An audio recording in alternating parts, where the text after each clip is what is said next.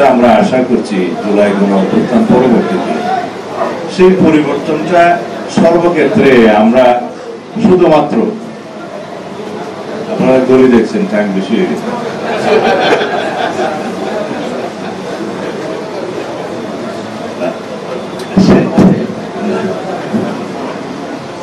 আমার এত জ্ঞান নাই, আমি জাস্ট আপনাদের পুস্তকটা পড়েই বলছি যে দৃষ্টিভঙ্গির পরিবর্তনটা, সমাজে যে পরিবর্তনটা জুলাই গণঅভ্যুত্থান যে সুযোগটা এনে দিয়েছে, স্কোপ, সেটা কি শুধুমাত্রই কর্মসংস্থানের জন্য?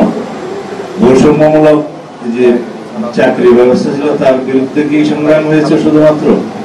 এটা ছিল পঞ্জীভূত ক্ষোভের একটা বিস্ফোরণ দীর্ঘ 16-17 বছরের ফ্যাসিবাদী শাসনের। তার মধ্যে একটা আইটেমের উপরে বারুদ লেগে গিয়ে বিস্ফোরিত হয়েছে সেই ক্ষোভ, সেটা ছিল বৈষম্যমূলক চাকরি ব্যবস্থা। সেটা খুব দ্রুতই এক দফাতে পরিণত হয়েছে, যেটা আমাদের অবিরাম সংগ্রামের ফসল, দীর্ঘদিনের রক্তের সোপানের মধ্য দিয়ে গঠিত হয়েছে। সেটা ছিল এই ফ্যাসিবাদী শাসন ব্যবস্থার পরিবর্তন ছাড়া কোনোদিনই বৈষম্য পরিবর্তন করা যাবে না। বৈষম্যমূলক শিক্ষা ব্যবস্থা, চাকরি ব্যবস্থা, সমাজ ব্যবস্থা, আইন ব্যবস্থা কোনো কিছুই পরিবর্তন হবে না। তা আমরা সেই এক দফাতে উন্নীত হতে পেরেছিলাম এবং সেই এক দফার বিজয়ের মধ্য দিয়ে, গণঅভ্যুত্থানের বিজয়ের মধ্য দিয়ে, ফ্যাসিবাদের পতনের মধ্য দিয়ে যে দৃষ্টিভঙ্গি আমাদের পরিবর্তন হওয়া দরকার, সেটা হচ্ছে শুধুমাত্র অর্থনৈতিক উন্নতি নয়, আমাদের জাতিগতভাবে আমাদের মানসিক দৃষ্টিভঙ্গির পরিবর্তন প্রয়োজন। এবং সেই ক্ষেত্রে এখানে আরো একটা কথা বলা হয়েছে যে প্রাতিষ্ঠানিক রূপান্তর প্রয়োজন। সেই প্রাতিষ্ঠানিক রূপান্তরটা কি? প্রাতিষ্ঠানিক রূপান্তরটা হচ্ছে জাতীয় ভিত্তিতে যদি আমরা মানসিকভাবে পরিবর্তন হতে পারি, আমাদের মানসিকতা, আমি এটা আরো অনেক সেমিনারের কথা বলেছি যে আমাদের সবচেয়ে বেশি দরকার হলো আমাদের মানসিক সংস্কার। শুধুমাত্র আমরা ঐক্যমত্য কমিশনের আইনি সংস্কার, সাংবিধানিক সংস্কার নিয়ে কথা বলছি। যত সংস্কারই আমরা করি না কেন, জাতীয় ভিত্তিতে যদি আমাদের মানসিক সংস্কার না হয়, সেই আইনি ভিত্তিকে আমরা বাস্তব রূপ দিতে পারব না। এটা মুদ্রা কথা। কারণ প্রাতিষ্ঠানিক রূপান্তর বলতে আপনারা যা বোঝান বা আমরা যা বুঝি তা হচ্ছে গণতান্ত্রিক প্রতিষ্ঠান সমূহের শক্ত ভিত্তি যেন আমরা রচনা করি, যেগুলো গণতন্ত্রকে প্রতিষ্ঠিত করবে, পাহারা দিবে, রক্ষা কবচ হবে। সেই প্রতিষ্ঠানগুলো কোনগুলা? যেমন বিচার বিভাগ, স্বাধীন নির্বাচন কমিশন, দুর্নীতি দমন কমিশন, সাংবাদিক, এই যে প্রেস, ফ্রিডম অফ প্রেস, এর বাইরে থাকবে কেয়ারটেকার গভর্নমেন্ট সিস্টেম। এগুলো হচ্ছে ডেমোক্রেটিক ইনস্টিটিউশনস, যেগুলো আমাদেরকে শক্ত ভিত্তির উপরে দাঁড় করিয়ে দিতে হবে। এগুলো একইভাবে কিছু কিছু প্রতিষ্ঠান সাংবিধানিক প্রতিষ্ঠান, এই যে গণতান্ত্রিক এবং সাংবিধানিক প্রতিষ্ঠানগুলো শক্ত ভিত্তি রচনা করে দেয়া, এটাই হচ্ছে প্রাতিষ্ঠানিক রূপান্তর। এই রূপান্তরটা যদি আমরা অর্জন করতে পারি, ঘটাতে পারি, তাহলে এই জাতির মুক্তি ইনশাআল্লাহ অবশ্যই আমরা পাব। এই জাতির মুক্তির মধ্য দিয়ে আমরা আমাদের যে কাঙ্ক্ষিত চাহিদা, তারুণ্যের যে ভাবনা এবং তারুণ্যের যে প্রত্যাশা, সেগুলো সবকিছু আমরা পূরণ করতে পারব। আমরা আসুন, জাতীয় জীবনে যে মুক্তির স্বাদ আমরা এখন পাচ্ছি, গণতান্ত্রিক আবহাওয়ার মধ্যে আছি, আমরা তর্ক বিতর্ক করি ঐক্যমত্য কমিশনের মতো, তারপরে জাতীয় ক্ষেত্রে যেন আমরা সবাই জাতির স্বার্থে, গণতন্ত্রের স্বার্থে, দেশের স্বাধীনতা এবং সার্বভৌমত্ব রক্ষার স্বার্থে যেন আমরা এক জায়গায় ঐক্যবদ্ধ থাকি। এটা আমাদের প্রত্যাশা এবং এটা তারুণ্যের প্রত্যাশা, তারুণ্যের ভাবনা। তো যেহেতু রাজনীতি করি, সব জায়গায় গেলে সাংবাদিক বন্ধুরা ধরেন, ওর নিচে গেলে ধরবে, তার আগে এখানে বলে দিই। সেটা হচ্ছে গতকালকে একটি রাজনৈতিক দল বলেছে যে জনমতের চাপে অবশেষে বিএনপি গণভোট মেনে নিয়েছে। আচ্ছা, রাজনীতিতেও মনে মনে সুখ অনুভব করলে তো অসুবিধা নেই, আমরা সেটাকেও স্বাগত জানাই। কিন্তু ঐক্যমত্য কমিশনের রেকর্ড এবং জাতির সামনে যে বক্তব্য আমরা দিয়েছি বিএনপির পক্ষ থেকে, আমি সেই প্রস্তাবগুলো দিয়েছি। আমি বলেছি যে জুলাই জাতীয় সনদ প্রণীত হয়েছে, সেই দিন পর্যন্ত স্বাক্ষর বাকি ছিল, স্বাক্ষর সিদ্ধান্ত হবে। বলেছে এটা স্বাক্ষর হবে এবং ঐতিহাসিক একটা অনুষ্ঠানের মধ্য দিয়ে স্বাক্ষরিত হবে।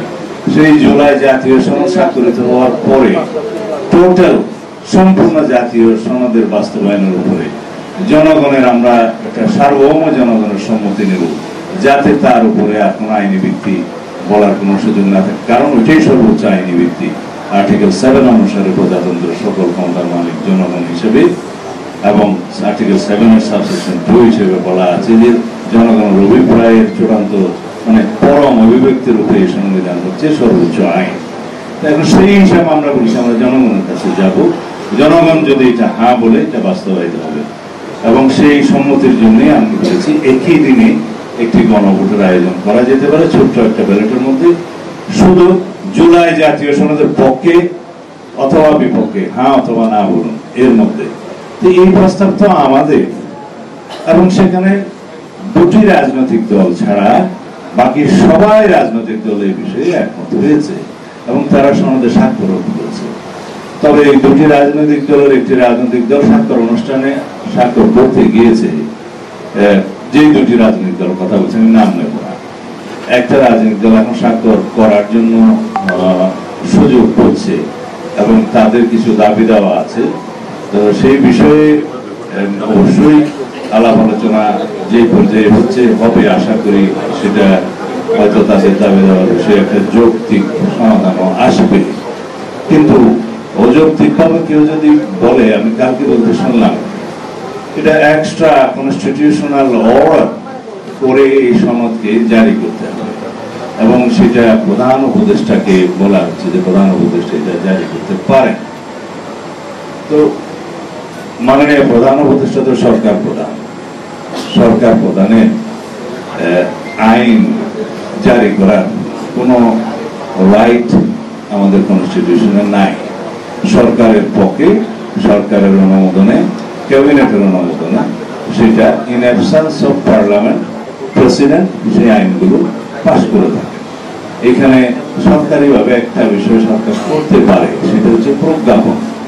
প্রজ্ঞাপনের মাধ্যমে, গেজেট নোটিফিকেশনের মাধ্যমে যদি জুলাই সনদকে খুশি হওয়ার জন্য আদেশ বলে থাকেন ঠিক আছে, কিন্তু যদি সত্যিকার ভাবে আদেশ করতে হয় সংবিধান অনুসারে আর্টিকেল 152 সংজ্ঞাতে আইন অনুসারে, আইনের সিরিয়াল হচ্ছে প্রথম সংবিধান, তারপরে হচ্ছে জাতীয় সংসদের আইন, তারপরে হচ্ছে ইন অ্যাবসেন্স অফ জাতীয় সংসদ প্রেসিডেন্টের অধ্যাদেশ, তারপরে হচ্ছে আদেশ, এরপরে বিধি বিধান প্রজ্ঞাপন ইত্যাদি। এটা আইনের সিরিয়াল।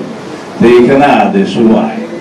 এখন আইন জারির ক্ষেত্রে যদি কেউ বলছে যে জুলাই গণ অভ্যুত্থানের জনগণের অভিপ্রায় অনুযায়ী এখন মাননীয় প্রধান উপদেষ্টা সেই আইনটা আদেশটা জারি করতে পারেন, তো সেটা বৈপ্লবিক কথা, ইমোশনাল কথা। রাষ্ট্র কোনো ইমোশনের উপরে চলে না। রাষ্ট্র আইন কানুন বিধি বিধান নিয়ম কানুনের মধ্য দিয়ে চলে। তা আমি তারপরেও স্বাগত জানাই যে তারা গণতান্ত্রিক ভাবে এই সমস্ত তাদের প্রস্তাব পেশ করছেন, উপযুক্ত স্থানে কথাবার্তা বলছেন। এই ডেমোক্রেটিক চর্চার জন্য আমরা সংগ্রাম করেছি, রক্ত দিয়েছি। এই রাইট বহাল রাখার জন্য আমরা আবারও জীবন দেবো প্রয়োজন হবে, কিন্তু আলাপ আলোচনার মধ্য দিয়ে যেন আমরা রাষ্ট্রীয় স্বার্থগুলোকে দলীয় স্বার্থের ঊর্ধ্বে তুলে ধরি এবং দলীয় স্বার্থের, দলীয় রাজনৈতিক প্রস্তাবের উপরে উঠে আমরা যেন জাতীয় স্বার্থকে বহাল রাখি। এই আহ্বান আমি সকল রাজনৈতিক দলের বন্ধুদের প্রতি জানাবো, যেন আমরা রাজনীতিতে মনে মনে সুখ পাওয়ার মতো কোনো প্রস্তাব না দিই, যেন আমরা বাস্তবতার নিরিখে এবং সাংবিধানিকতাকে যেন নষ্ট না করে, যেহেতু আমরা একটা সাংবিধানিক প্রক্রিয়ার মধ্যেই আছি, নিয়মতান্ত্রিক প্রক্রিয়ার মধ্যে আছি, ভবিষ্যতে প্রশ্ন উঠাতে পারে এবং ভবিষ্যতে আদালতে যেতে পারে সেই রকম কোনো আদেশ জারি না করে সবার মতামতের প্রেক্ষিতে বিশেষজ্ঞদের মতামত নিয়ে যেইভাবে এই প্রজ্ঞাপনটা, এই গেজেট নোটিফিকেশনটা জুলাই জাতীয় সনদের জন্য করা যায় সেভাবে করি। কারণ আমরা যেভাবেই এই আদেশটা জারি করি না কেন, সেটা তো আলটিমেটলি গণভোটের মাধ্যমে সার্বভৌম জনগণের সম্মতি নিয়েই আইনি ভিত্তি দিতে হবে এবং বাস্তবায়ন করতে হবে। সুতরাং আগে কাগজের মধ্যে আমি প্রজ্ঞাপন লিখলাম নাকি আদেশ লিখলাম নাকি অন্য কিছু লিখলাম, এটা খুব একটা গুরুত্ব বহন করে না। কারণ এই প্রজ্ঞাপনটা যখন গেজেট নোটিফিকেশন হবে, জনগণের কাছে সেই গেজেট নোটিফিকেশনের মধ্যে লাস্টে এটা লেখা হবে যে এই প্রজ্ঞাপনটা বাস্তবায়নের জন্য গণভোটের আয়োজন করা হবে। আর গণভোটের আয়োজনের জন্য আলাদা গণভোট আইন হবে, নির্বাচন কমিশনকে ক্ষমতায়ন করা হবে, সেই আইনের মাধ্যমে তারা নির্বাচন অনুষ্ঠান করবে, গণভোট একই দিনে করবে। এখন সেই গণভোটের মধ্য দিয়ে যখন জনগণ সম্মতি দিবে, তখন ওই কাগজ প্রজ্ঞাপন ছিল না আদেশ ছিল সেটা আর কোনো কিছু ম্যাটার করবে না, সেই গণভোটের মধ্য দিয়েই সেটা বাস্তবায়িত হবে। তবে এইটুকু ম্যাটার করবে যে ভবিষ্যতে হয়তো প্রশ্ন উঠবে আদালতে যে ওই জুলাই সনদ যে প্রকাশিত হয়েছিল সেটা তো বিধি মোতাবেক এই আদেশটা যার জারি করার কথা তিনি জারি করলেন না, যথাযথ কর্তৃপক্ষ জারি করলেন না। সেই বিতর্কটা যাতে ভবিষ্যতে না ওঠে সেই জন্য আমরা যেন পলিটিক্যাল ইমোশন থেকে সরে আসি, এই আহ্বানটা আমি সকল পক্ষকে জানাবো। ধন্যবাদ।